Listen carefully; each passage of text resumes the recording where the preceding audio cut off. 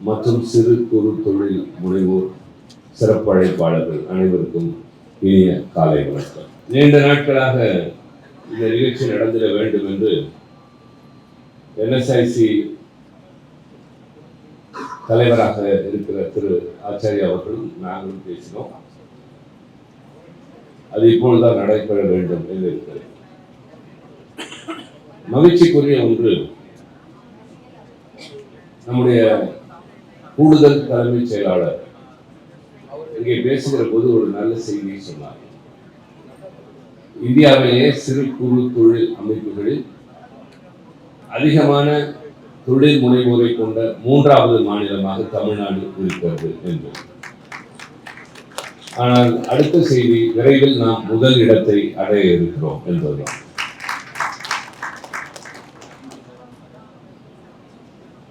இந்த நிகழ்ச்சியை தொடங்குவதற்கு முன்பாக மரபு ரீதியாக இங்கே குத்துவிளக்கு ஏற்றினோம்.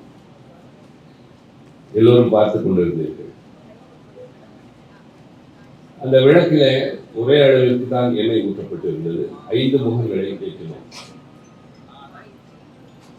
அதை யாரும் தூண்டிவிடவில்லை. இப்பொழுது 4 முகங்கள் தான் தொடர்ந்து சுடர் விட்டுக் கொண்டிருக்கின்றன. சூழ்நிலையின் காரணமாக 1-2 தொடர்ந்து செல்ல முடியாத நிலையில் யார் அதிலே மீண்டு தொடர்ந்து செல்கிறார்களோ அவர்கள் தான் வெற்றியின் விளிம்பை தொடுவார்கள் என்பதற்கு எடுத்துக்காட்டு இந்த புத்தகம்.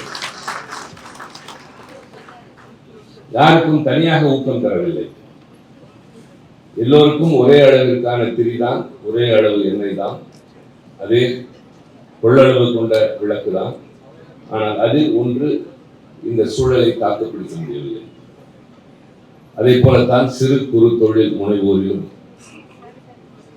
குறிப்பாக கொரோனா காலத்திலும் தாக்கு பிடித்து இன்றைக்கு எழுந்து நிற்கின்ற உங்களை பாராட்டியே தீர வேண்டும். எனக்குரிய மகிழ்ச்சி, நான் நாடாளுமன்றத்திலே மாநிலங்களவையில் தொடர்ந்து பணியாற்றுகிறேன் என்பதோடு நாடாளுமன்ற தொழில்துறை நிலைக்குழுவின் தலைவராக இருக்கிறேன் என்பது. சற்றேறக்குறைய 24 குழுக்கள் இருக்கின்றன. எல்லா அமைச்சரவைகளையும் உள்ளடக்கிய குழுக்களை. ஒவ்வொரு குழுவிலும் 31 உறுப்பினர்கள் இருப்பார். மக்களவையிலிருந்து 21 பேர், மாநிலங்களவையிலிருந்து 10 பேர். சற்றேறக்குறைய அதை ஒரு மினி பார்லிமெண்ட் என்று சொல்லக்கூடிய அளவிற்கு எல்லா கட்சிகளை சார்ந்தவர்களும் எல்லா மாநிலங்களை சார்ந்தவர்களும் அந்த குழுக்களில் இருப்பார்கள். இங்கே காட்டிய காணொளியில் சொல்லியதை போல நான் தொடர்ந்து இந்த குழுவின் தலைவராக பல ஆண்டுகளாக இருந்து கொண்டிருக்கிறேன். இந்த முறை மாற்றம் செய்த போது நான் நாடாளுமன்ற விவகாரத்துறை அமைச்சரிடம், எனக்கு வேறு ஏதாவது ஒரு குழு கொடுங்களேன், நான் இதிலேயே இருந்து விட்டேன் என்று சொன்னேன். முடியாது, இதை நீங்கள் தான் இருக்க வேண்டும், இதை நீங்கள் தான் கொண்டு செல்ல முடியும் என்று அவர் பிடிவாதமாக என்னை இதிலேயே இருக்க வைத்து விட்டார். நான் சொன்னதற்கு ஒரு காரணம் உண்டு. முன்பு இந்த குழுவின் கீழ் கனரக தொழிற்சாலைகள், சிறு குறு தொழில்கள், இவற்றோடு எல்லா பொதுத்துறை நிறுவனங்களும் இந்த குழுவின் கீழ் தான் இருந்தது. சற்றேறக்குறைய 300-400 பொதுத்துறை நிறுவனங்கள் இந்தியாவில் இருக்கின்றன. ஆக எங்களுடைய பணி என்பது அதில் விரிவாக இருக்கும், நிறைய செய்யக்கூடும். ஆனால் இப்பொழுது அந்த பொதுத்துறை நிறுவனங்களை நிதித்துறைக்கு கொண்டு சென்று விட்டார்கள். எனவே அது நிதிக்குழுவுக்கு சென்றுள்ளது. Why it was taken to finance ministry is something to be debated differently. அது வேறு. ஆனாலும் கூட நாங்கள் இப்பொழுதும் அழைக்கிறோம் பொதுத்துறை நிறுவனங்களை. எந்த அடிப்படையில் என்றால், சிறு குறு தொழில் நிறுவனங்களிடமிருந்து ஒவ்வொரு பொதுத்துறை நிறுவனமும் 25 விழுக்காடு தங்களுடைய கொள்முதலில் கட்டாயம் வாங்கியாக வேண்டும் என்ற ஒரு விதிமுறை இந்திய அரசாங்கத்தில் இருக்கிறது. ஆக அப்படி எல்லா நிறுவனங்களும் 25 விழுக்காடு கொள்முதல் செய்கிறதா என்பதை பார்ப்பதற்காக அந்த 25-ல் 4 விழுக்காடு பெண்களுக்காக, 3 ஆதி திராவிடர்கள், பழங்குடியினர் இவர்களுக்காக. நம்முடைய கூடுதல் தலைமைச் செயலாளர் இன்னொரு நல்ல தகவலை சொன்னார். தமிழ்நாட்டில் இருக்கின்ற இந்த 39 லட்சம் சிறு குறு தொழில்களில் 33 விழுக்காடு பெண்களால் நடத்தப்படுகிறது என்பதை மகிழ்ச்சியோடு சொன்னார். இந்த சிறு குறு தொழில் என்பது மிகவும் கவனிக்கப்பட வேண்டிய ஒன்று, பேணப்பட வேண்டிய ஒன்று. என்னிடம் இருக்கின்ற இந்த 2 துறைகள், இந்த கனரக தொழிற்சாலை என்பது கேட்பதற்கு நன்றாக இருக்கும், ஆனால் இந்தியாவில் அதனுடைய நிலைமை மிக மோசமாக இருக்கிறது, குறிப்பாக அரசு துறையை சார்ந்தது. நான் உண்மையை சொல்ல வேண்டும் என்றால் இதெல்லாம் ஒளிவு மறைவே இல்லை. மொத்தம் 12 கனரக தொழிற்சாலைகள் தான் இப்பொழுது இயங்கிக் கொண்டிருக்கின்றன. மொத்தம் 16, அதில் 4 நஷ்டத்தில் இயங்கிக் கொண்டிருக்கிறது, 12 தான் இயங்கிக் கொண்டிருக்கின்றது.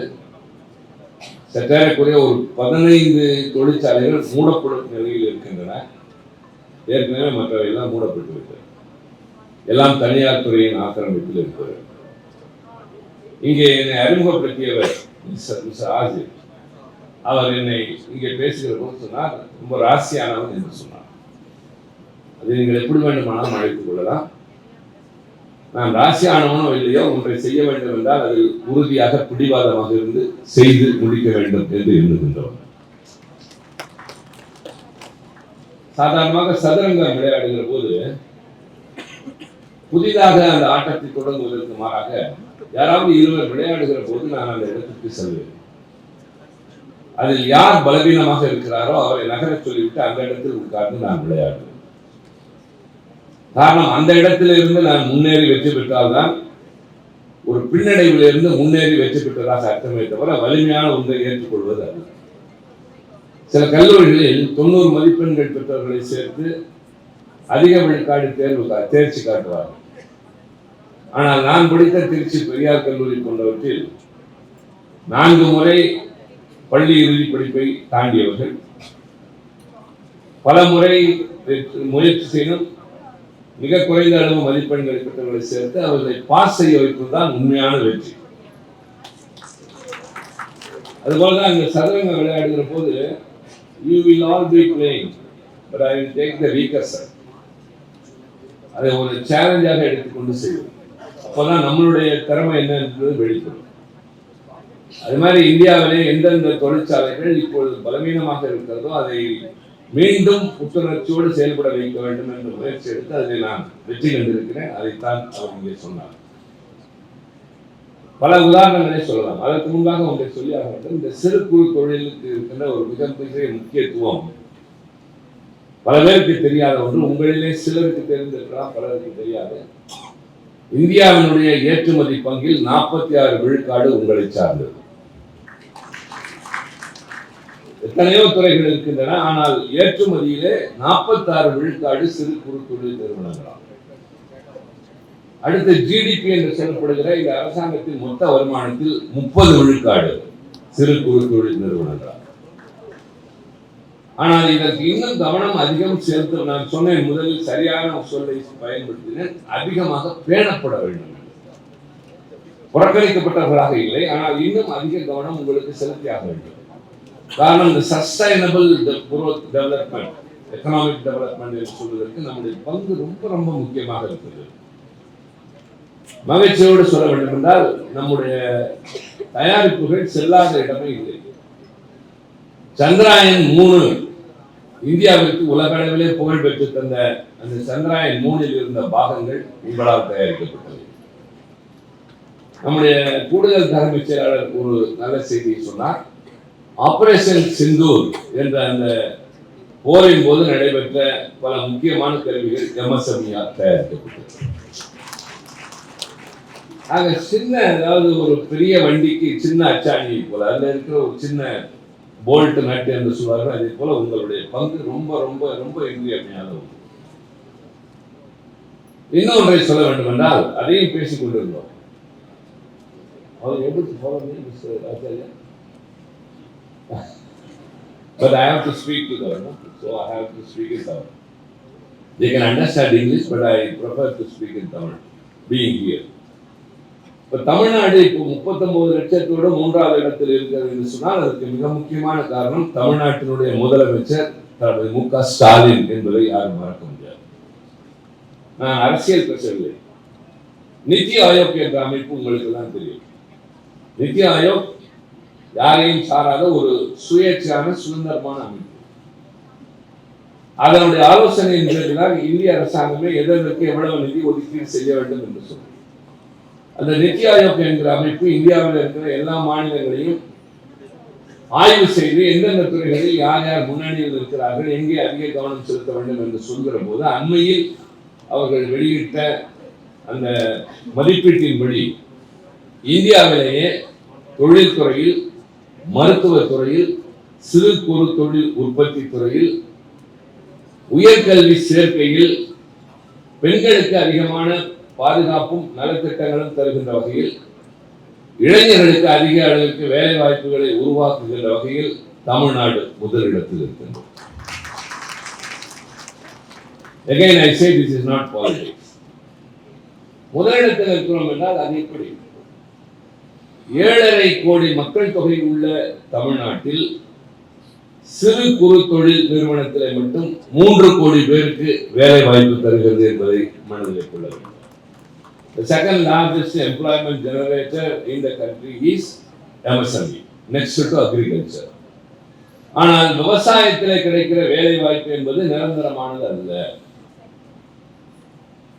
அது சில நேரத்தில் இல்லாத என்பதனால் தான் 100 நாள் வேலை திட்டம்லாம் வருகிறது. ஆனால் இது நிரந்தரமானது. இப்பொழுது ஒரு 1 கோடி ரூபாய் அல்லது 5 கோடி ரூபாய் முதலீடு செய்து ஒருவர் ஒரு தொழில் தொடங்குகிறார் என்றால் அதுல எத்தனை பேருக்கு வேலை வாய்ப்பு தெரியுமா? 10 பேருக்கு கிடைக்கும்.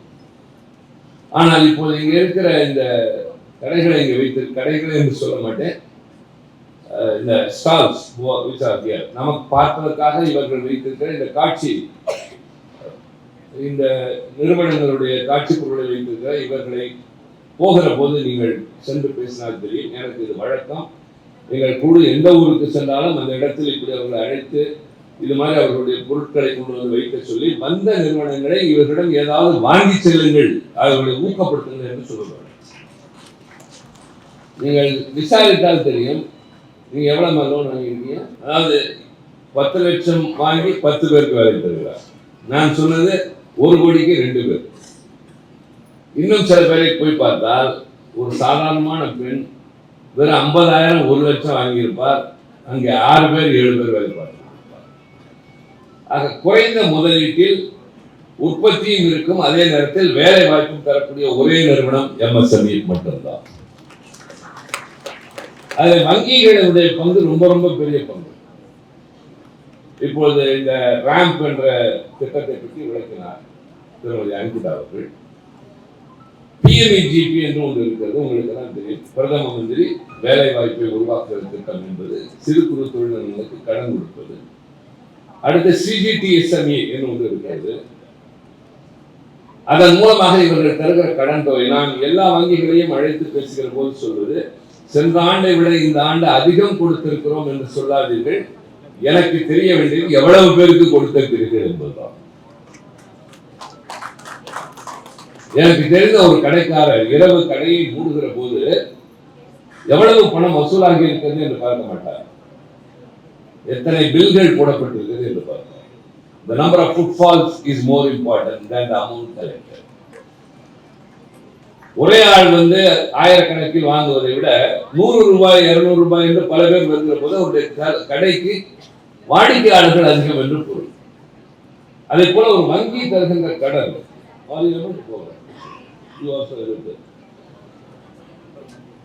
because the loan you give more amount to someone will generate a lesser employment. Whereas if you give smaller loans to more number of people, employment will also be generated and more entrepreneurs will also be here.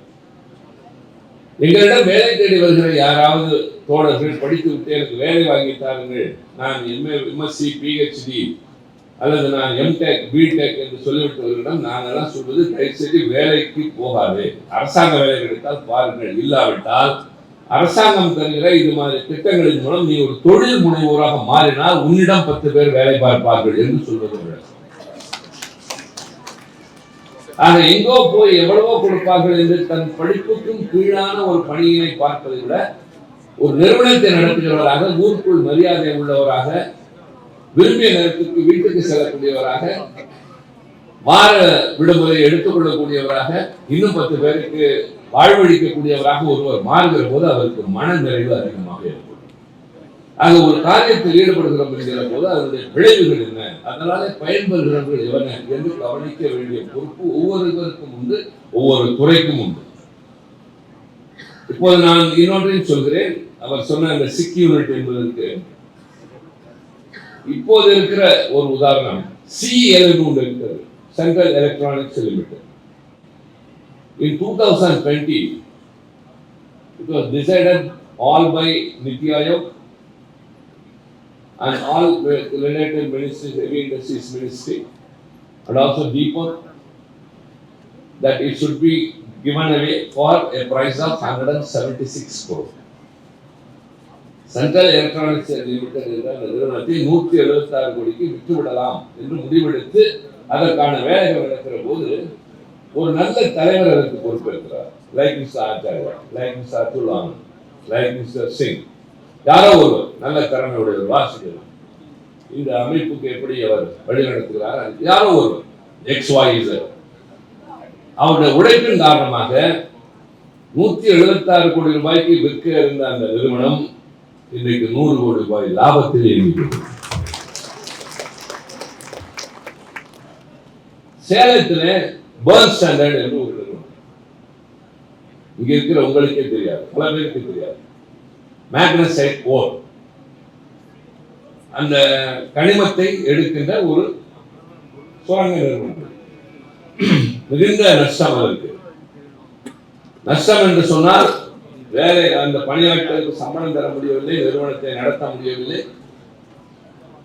இப்பொழுது அந்த ஊரில் அமைச்சராக இருக்கிற திரு ராஜேந்திரன், அப்போது சட்டமன்ற உறுப்பினராக இருந்தவர், என்னை அணுகி அங்கே இருக்கிற பணியாட்களை காப்பாற்றுவதற்கு ஒரு வழி காணுங்கள் என்றார்.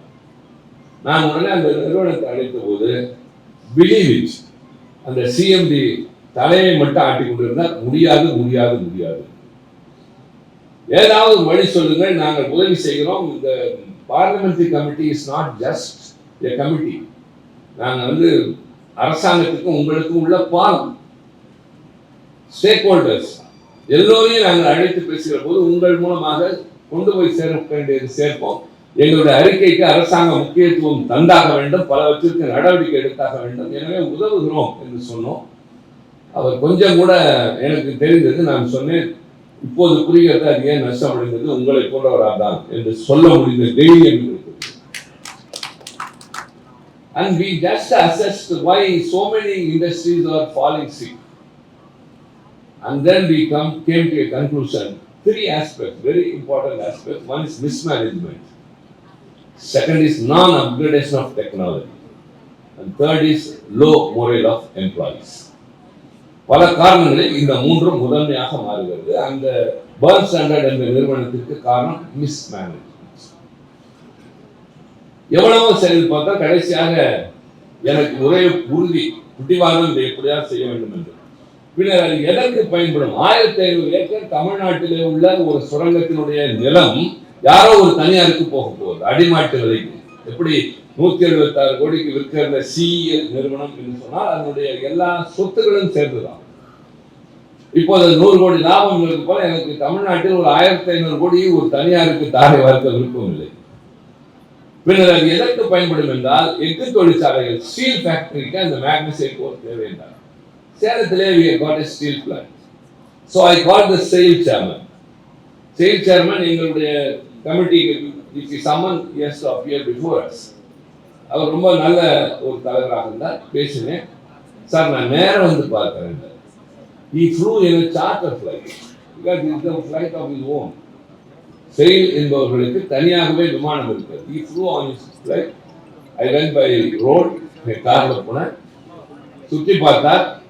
பார்த்துவிட்டு அந்த இடத்துல சொன்னார், for 2 reasons. One is this is potential, and second for chairman Sri Tiruchi Siva, we adopt this organization as a subsidiary to SAIL என்று சொன்னார். இப்பொழுது அந்த தொழிற்சாலை 80 கோடி ரூபாய் லாபம் சம்பாதித்துக் கொண்டிருக்கிறது. அந்த தொழிலாளர்கள் 1992 பே ஸ்கேல் என்பது இப்போது 2012 ஸ்கேல் பெற்றுக் கொண்டிருக்கிறார். கை நிறைய சம்பளம். அங்க எல்லாரும் என்ன பாதி பேர் மறந்துட்டாங்க, அது வேற. நம்ம ஒண்ணு இந்த கீதையில் சொல்ற மாதிரி பலனை எதிர்பார்க்காமல் கடமையாற்று அப்படிங்கிற பல நேரங்களில் உணர்வதற்கு இதெல்லாம் உண்டு. மனசுக்கு நிறைவாக இருக்கிறது. இன்னும் சில பேர் நினைவு கூறுகிறார்கள், இந்த தொழிற்சாலை இயங்குவது நான் என்றால் என்னுடைய குழுவினர் எனக்கு முழு ஒத்துழைப்பு தந்தார். இப்ப நான் கூடுதல் தகவலாக ஒன்று சொல்கிறேன். இப்போ தமிழ்நாடு என்று இல்லை, ஜார்க்கண்ட் என்ற இடத்தில், ராஞ்சி என்ற இடத்துல இருக்கிற ஹெவி இன்ஜினியரிங் லிமிடெட் 18,000 பேர் வேலை பார்த்த அந்த நிறுவனத்தில் இப்போது 900 பேர் தான் வேலை பார்க்கிறார். எல்லாம் 3 இடத்துல. You know how much land it has on its own? 6,000 acres of land. Jharkhand போன்ற ஒரு பின்தங்கிய மாநிலத்தில் 6,000 ஏக்கர் உள்ள ஒரு நிறுவனம் 18,000 தொழிற்சாலைகளை கொண்டு இயங்கியது சரியான நிர்வாக திறமை இல்லாத காரணத்தால் 980 பேருக்கு குறைந்தது. Again we take it as a subject. பெரிய நிறுவனங்களை அழைத்து லாபம் இயங்கக்கூடியவர்களை அழைத்து அவர்களோடு பேசி அதிலே சுகம் காண்பதல்ல, பலவீனமானவனை உயர்த்துவதுதான் ஒரு அரசாங்கத்தினுடைய கடமை என்பதை போல எங்களுடைய கடமையாக வரும். என்னோட குழுவில் இருக்கிற எல்லா கட்சிகளை சார்ந்தவர்களும், ஈவன் பிஜேபி மெம்பர்ஸ், அவங்க என்ன சொன்னாங்க தெரியுமா? Sir we supporting even on the floor of the house. இங்க பண்ண மாட்டோமா, அவங்க என்ன முடிவு எடுத்தாலும் நாங்கள் ஒத்துக்கிறோம். Everyone cooperated. ஏன்னா அந்த இனிஷியேட்டிவ் என்பது தீவிரமாக இருக்கும் என்று தெரியும். பெரும்பாலும் அதில் முழுமையாக நானே ஈடுபட்டேன். அவர்கள் எல்லோரும் ஒத்துழைப்பு தந்தார்கள். என்ன காரணம் என்றால் நோ ஆர்டர்ஸ். நம்பர் 1, உங்களுக்கு அது பயன்படும். அதனால தான் சொல்றேன், என்ன it's not nothing concern with this. No orders. ஏன் ஆர்டர்ஸ் இல்லை? சரி, முதல்ல யார் இவங்களுக்கு ஆர்டர்ஸ் கொடுக்குறதுனா, இந்திய அரசாங்கத்தில் எத்தனை மினிஸ்டர் இருக்கோ அவ்வளோ பேரும் அவங்கள்ட்ட வாங்குறாங்க. ஸ்டார்டிங் ஃப்ரம் ஸ்பேஸ் ரிசர்ச்சில் ஆரம்பிச்சு, பெட்ரோலியத்தில் ஆரம்பிச்சு, மைன்ஸில் ஆரம்பிச்சு, ஸ்டீலில் ஆரம்பிச்சு, ரயில்வேஸில் ஆரம்பிச்சு எல்லாரும் அவங்கள்ட்ட வாங்கியிருக்காங்க. இப்போ ஒருத்தர் கூட ஆர்டர்ஸ் கொடுக்குறது. அப்புறம் கூப்பிட்டு இவங்களெல்லாம் ஒவ்வொருத்தரையாக கூப்பிட்டு என்ன நடக்குது? Delay in supply. Delay in சப்ளைனா எப்படிங்க? ரயில்வேஸில் சக்கரம் கேட்டுருக்காங்க. சக்கரம் கேட்டா 2 வருஷம் கழிச்சு கொடுத்தா அதுக்குள்ள ரயில் போய் சேர்ந்து அதுக்குள்ள எவ்வளோ மாறி போயிருக்கு. அப்போ நாங்கள் என்ன உத்தரவாதம் தரோம்னா, எங்கள் கமிட்டியில சரி இனிமேல் உங்களுக்கு சப்ளைகள் டிலே இருக்காது சார், ரேட்டு காம்படிட்டிவாக இருக்கும். சரிங்க, காம்படிட்டிவாக தரோம். நீங்கள் திருப்பி ஆர்டர்ஸ் தரீங்களா? ஓகே தரோம். இப்படி ஒவ்வொருத்தரையாக கூப்பிட்டு அஷூரன்ஸ் வாங்கிட்டோம். நம்பர் 1, ஆர்டர்ஸ் தர வேண்டியவங்க ரெடி ஆகிட்டாங்க. இப்போ அடுத்து ஸ்டேட் கவர்மெண்ட்டை கூப்பிட்டோம். ஸ்டேட் கவர்மெண்ட்டை கூப்பிட்டு உங்களுடைய பங்கு என்ன சார்? அவங்க சொன்னாங்க, எங்களுக்கு அது ஒரு ப்ரெஸ்டீஜ் தான், எங்களுக்கு பல காரணங்கள் இருக்கு, எங்களோட அரசு அலுவலகங்களே வாடகை கட்டணத்துல தான் இருக்குது, எங்களுக்கு பணம் தேவைங்க, என்ன பண்ணலாம் அப்படின்னு. If you are prepared to sell the lands which is lying with that HEC, நாங்கள் பணம் தரோம். நான் கேட்டேன், மார்க்கெட் பிரைஸ் தருவீங்களா? they accepted. ஒரு 1,500 கோடி இடத்தை தர முடியுமான்னு ஹெவி இண்டஸ்ட்ரீஸ்ல கேட்டார். தரலாம்னு சொன்னாங்க. So it comes about nearly 3 crore 4,500 crore காசு வந்துருச்சு. ஆர்டர் ரெடி ஆகிடும். ஒத்துழைக்க வேண்டியது யாரு? எம்ப்ளாயிஸ். அவங்கள கூப்பிட்டோம். அவங்க ரொம்ப அழுதுகிட்டே தான் வந்தாங்க.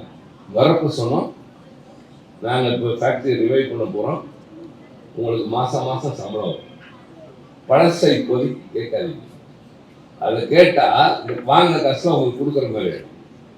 கொஞ்சம் பொறுமையாக இருந்து நீங்கள் பின்னாடி கொஞ்சம் கொஞ்சமாக கொடுப்போம், வாங்கிக்கோங்க. இந்த ஃபேக்ட்ரி பெருசாகி பழையமானா வேலை கிடைச்சா உங்கள் பிள்ளைங்களுக்கு தான் கிடைக்கும். அதனால் உங்கள் ஒத்துழைப்பு தேவை, உங்களுடைய முழுமையான அர்ப்பணிப்பு தேவை. நீங்கள் காலையில் வந்துட்டு சாயங்காலம் போகணும்னு இருக்கக்கூடாது. அதிக நேரம் வேலை செய்ய சொன்னால் செய்யணும். மறுபடியும் அதை பூஸ்டப் பண்ணி கொண்டு வாங்க. நாங்கள் தர உத்தரவாதம் இது மறுபடி செயல்படும் என்பதுதான். அங்கேயே காலில் வந்து கொடுத்தாங்க, சார் தயவு செஞ்சு எப்படியாவது காப்பாற்றி கொடுங்க. இப்போ அடுத்தது they are waiting for the installments due penalty. கூப்பிட்டு ஃபைனான்ஸ் மினிஸ்டர் கூப்பிட்டோம், ஸ்டேட் பேங்க் கூப்பிட்டோம். கொஞ்ச நாளைக்கு காசு கேட்காது, ஒரு 2 வருஷத்துக்கு கவர்மெண்ட் உங்களுக்கு ஒரு கேரண்டி கொடுங்க, நாங்கள் திருப்பி பணத்தை தருவோம், till then give us time அப்படின்னு சொல்லிட்டு இன்னும் 2 மீட்டிங் பாக்கி இருக்கு. இந்த 2 மீட்டிங்கை முடிச்சிட்டோம்னா நான் சொல்லியிருக்கேன், அந்த ஊரில் இருக்க அந்த ஃபேக்ட்ரியில் இருக்கிறவங்கள்ட்ட நான் ராஞ்சிக்கு வருவேன், அதை செயல்பட வைத்து விட்டு தான் வருவேன் தவிர அதற்கு முன்னால் நான் வரவில்லை. இந்த 2 மீட்டிங்க்கு பின்னாடி HEC will come into existence. That is not in Tamil Nadu. நான் ஒண்ணு பரோக்கியலா இந்த ஏரியாக்குள்ள இருக்கின்றதுல இந்தியாவின் எந்த முறையில் யார் பாதிக்கப்பட்டாலும் இந்த குழு பொறுப்புணர்ச்சியோடு செயல்படும் என்பதற்கு உதாரணம். இந்த ரெஸ்பான்சிபிலிட்டிங்கிறது அரசாங்கத்துக்கு இருக்கு, மக்கள் பிரதிநிதியாக எங்களுக்கு இருக்கு, எங்களை மாதிரி பொறுப்புள்ள குழுவினருக்கு இருக்கு, உங்களுக்கு இருக்கு. நீங்க ஸ்டூடெண்ட்டுங்கிறப்ப எதிர்காலம் நீங்கள் தான். அப்ப ஒருத்தர் பேசுறத கொஞ்ச நேரம் கேட்கணுங்கிற பொறுமை இருந்தாதான் உங்களுக்கு ஏதாவது கிடைக்கும். நான் சொல்லுவது என்னென்றால் ஒரு அனுபவம். எல்லோரும் விட்டு விட்டு போகக்கூடிய ஒன்றை எடுத்து செய்ய முடியும், அதனால் பல பேருடைய வாழ்வு தழைக்கும் என்பதற்காக நாடாளுமன்றத்தில் இருக்கிறவர்கள் செய்கிற அந்த செயல் என்பது அந்த அறைக்குள்ளேயே தான் முடிந்து போகும். வெளியில் இருக்கிற யாருக்கும் தெரியாது, பயனாளிகளுக்கு மட்டும்தான் ஊருக்கு தெரிய வேண்டும் என்றால் இது ஒரு இடத்தில் பேசினால்தான் முடியும். ஏதோ எம்பி அப்படின்னா பிளைட்ல போறது வருது. இப்ப நேற்று என்ன அனுபவம் வந்தது, ஒன்னு ஒளிவு மறைவில். அதனால சொல்றேன், this date has been fixed long before. நான் when I was booking my ticket, ஏர் இந்தியாவில் போனா கொஞ்சம் கம்ஃபர்டா இருக்கும். They said 80,000 rupees. I was alone. இண்டிகோல எவ்வளவு பாருங்க, 30,000. சரி, அரசாங்கம் தெரிஞ்சு இருந்தா 30,000 கோடி இருக்கு, அனாவசியமா கொடுத்துட்டு அப்படின்னு I cancelled Air India and I book IndiGo. பார்த்துக்கோங்க, அரசாங்க காசு இருந்து நான் எப்படி சுகமாகணும்னு நினைக்கல. I want to save money for the government because it is your money. அப்பா என்ன ஆயிடுச்சு, இண்டிகோ ஆல் கேன்சல். மாட்டிக்கிட்டேன்னா அப்புறம் ஆச்சாரியா ரகுநாத் சார், நீங்க இவ்வளவு பேர் வரீங்க, எப்படி நான் வராமல் இருக்க முடியும்? அப்போ நான் இண்டிகோலையும் வர முடியாது, ஏன்னா ரயில்ல வந்தா நாளைக்கு தான் வரும். So what should I do? வேற வழி இல்லை, வந்தவங்க எல்லாம் சிக்கிட்டாங்க. 500 flight cancel cross India. Then I change to Air India. ரொம்ப கஷ்டத்தோடு தான் பண்ணிட்டு பக்கத்தில் இருக்கிறவரை கேட்குறேன், நீங்கள் எவ்வளோக்குங்க டிக்கெட் வாங்குனீங்கன்னு ரொம்ப புலம்பிட்டே இருந்தோம். 1,10,10,000.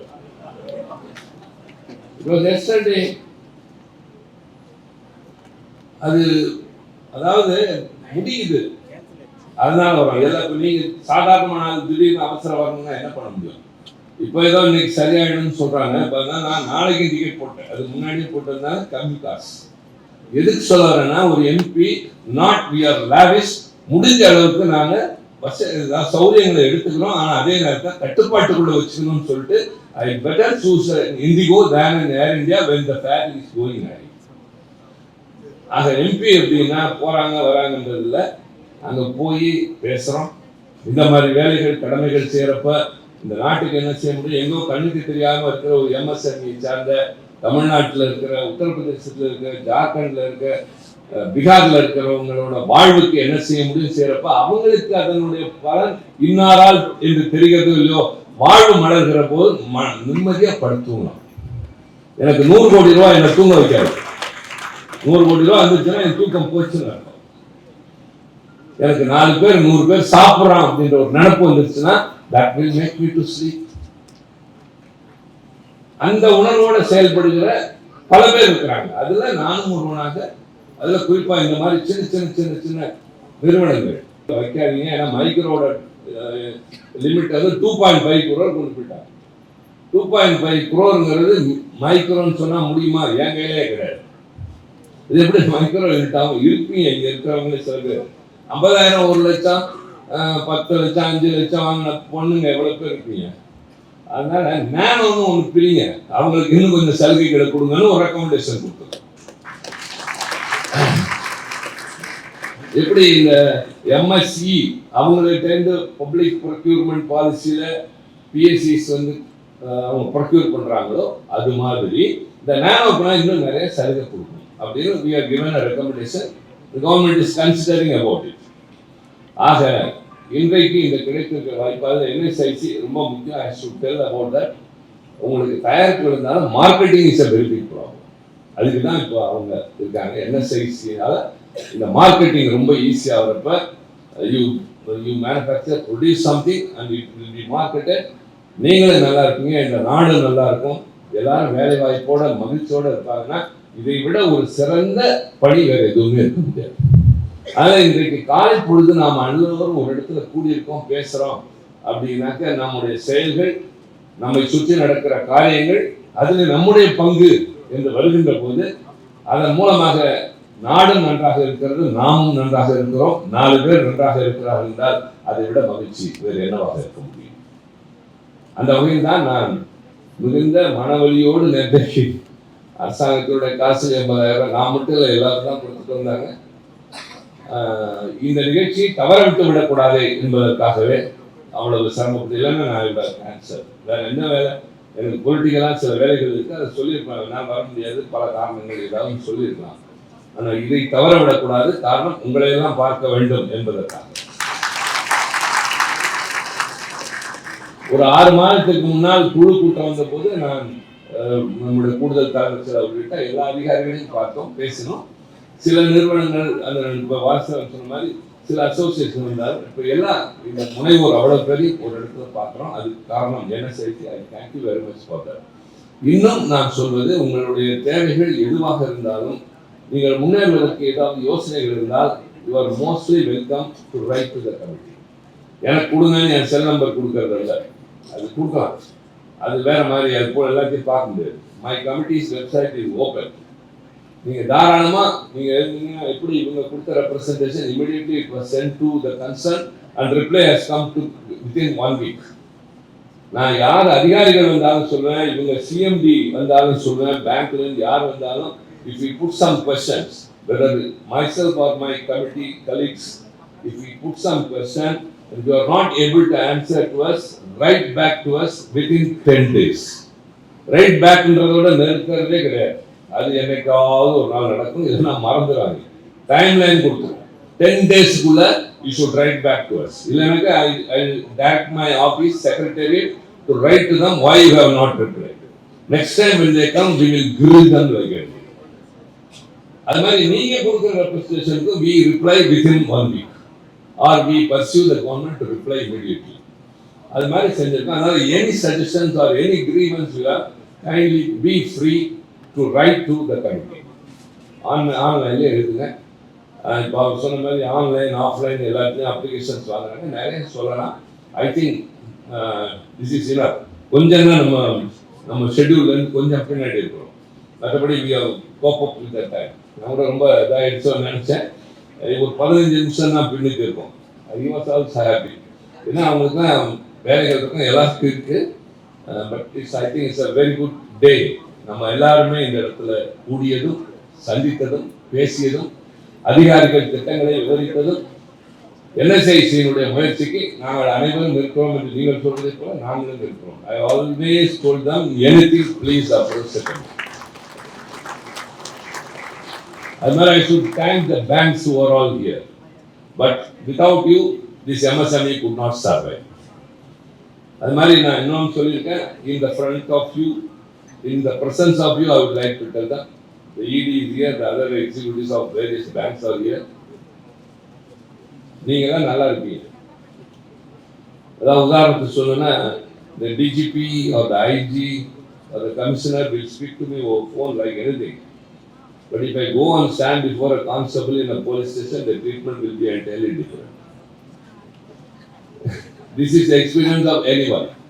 So you all officers will be very good, but not your subordinates. Instruct all your branch people. Instruct all your branch people to be very cordial to whoever stands before your counter. ஒரு வேலை தேடியோ ஒரு தொழில் முனைய வேண்டும் என்றோ மனு கொடுக்கிற போது அப்ளிகேஷன் சரியில்லைன்னு தூக்கி போட்டு அனுப்பக்கூடாது. அதில் என்ன சரியில்லைன்னு சொல்லிட்டு திரும்பி வாங்க, நானே சரி பண்ணி தரேன், கட்டாயமா தரேன்ற கனிவுடன் பேசுகின்ற ஒன்றை தயவு செய்து வங்கி அதிகாரிகள் சொல்ல. படித்துவிட்டு வேலை இல்லை, படிப்பதற்கு வாங்கிய கடனை திருப்பி செலுத்த வழி இல்லை, அந்த தோழன் போய் நிற்கிற போது அவன் இன்னும் முகத்தில் அடைத்தார் போல் பேசினால் இன்னும் விரக்தி அடைவார்கள். விரக்தி அடைந்த இளைஞர்களை கொண்டு ஒரு நாடு முன்னேற முடியாது. அது ஆணாக இருக்கலாம், பெண்ணாக இருக்கலாம். எம்பவர்மெண்ட் ஆஃப் விமன் என்பது எல்லா வகையிலும் இருக்கு. பெண்கள் தானாக முன் வருகிறார்கள், நிறைய திறமை இருக்கிறது, ஆர்வம் இருக்கிறது. குடும்பத்தை அவர்களும் என்று சொல்வதை விட அவர்களே காப்பாற்றுகிற இடங்கள் பல இடங்கள். அவர்களுக்கெல்லாம் ஊக்கம் இருக்கிற வகையில் சின்ன சின்ன கடன்களை கொடுங்கள். யாராவது வருகிடம் உங்களுக்கு ஏதாவது வேணுமான்னு கேளுங்க. யாரிடமாவது இந்த போன்ல பேசி பர்சனல் லோன் வேணுமா என்று கேட்பதை விட ஏதாவது தொழில் தொடர்ந்து நான் தரேன்னு கேளுங்க. அப்படி பண்ணா நாங்க என்கரேஜ் பண்றோம்னு சொல்லுங்க. So you play a very important role. அதனால தான் நான் சொன்ன இவ்வளவு நாள் அபிஷியல்ஸோட நாங்க பேசியிருக்கோம், இது மாதிரி இன் கேமரா மீட்டிங் பேசியிருக்கோம். இப்போ பப்ளிக்ல உங்களையும் வச்சுக்கிட்டு சொல்றோம், your officers behavior attitude should change to the customer who comes there. That two people like entrepreneurs வரப்போ அவங்க MSME is my MSME. I consider this as my என்னுடைய இலாக்கா இது அப்படின்ற மாதிரி இந்த MSMEங்கிறத நாங்கள் பெட்டு ரொம்ப பெட்டா வச்சிருக்கோம். அதுல இருக்கிறவங்க வர்றவங்க யாரும் சோர்ந்து போகக்கூடாது, மனவரத்து விட்டு போகக்கூடாது. வருகிறவர்களை தயவுசெய்து கனிவோடு நடத்த. NSIC also has a very big role. இது வரைக்கும் what is your target you have achieved? So I think you will achieve that and that will help the MSMEs a lot. So இன்றைய பொழுது நன்றாக தொடங்கி இருக்கிறது, நன்றாக நடந்து கொண்டிருக்கிறது. இனி வருகிற நாட்களும் அதே மாதிரி தொடரும் என்ற நம்பிக்கை. இந்த 4 சுடர்களைப் போல நீங்கள் போராட்டத்தின் இடையில் நிச்சயமாக வெற்றிகரமாக வாழ வேண்டும் என்று வாழ்த்தி, as I told, anytime you can approach Trichy Siva as an individual or member of parliament or anything, and with regard to MSME you can write to the committee and we will help to resolve it. Thank you all. மேலும் ED Tamil சேனல்ல வரப்போகும் business மற்றும் அது ரிலேட்டடான வீடியோவை பார்க்க உடனே கீழே இருக்க சப்ஸ்கிரைப் பட்டனை கிளிக் பண்ணுங்க.